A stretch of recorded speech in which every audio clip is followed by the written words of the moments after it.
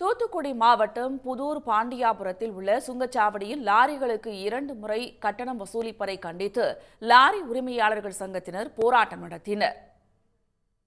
தூத்துக்குடி புதூர் பாண்டியபுரம் பகுதியில் உள்ள நெடுஞ்சாலைத்துறைக்கு சொந்தமான சுங்கச்சாவடியை தனியார் நிறுவனம் ஒப்பந்தம் மூலம் நடத்தி வருகிறது. இங்கு முறையாக ஊழியர்கள் பணியமர்த்தப்படாததால் 2 கவுண்டர்கள் வழியாக மட்டுமே சுங்க கட்டணம் வசூலித்து வாகனங்கள் அனுப்பப்படுகின்றன. மேலும் வாகன ஓட்டிகளுக்கு குடிநீர், சுகாதார வசதி உள்ளிட்ட எந்த அடிப்படை வசதிகளும் செய்யாததுடன் லாரிகளுக்கு 24 மணி நேரத்திற்குள் 2 முறை கட்டணம் வசூலிப்பதாக கூறப்படுகிறது.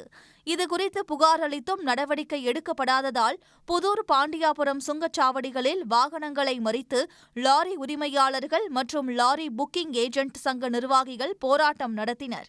சுங்கச்சாவடி நிறுவனம் உரிய நடவடிக்கை எடுக்காவிட்டால் வரும் 7ஆம் தேதி லாரி உரிமையாளர்கள், வியாபாரிகள் மற்றும் பல்வேறு தரப்பினர் திரட்டி போராட்டத்தில் ஈடுபட உள்ளதாக போராட்டக்காரர்கள் தெரிவித்துள்ளனர்.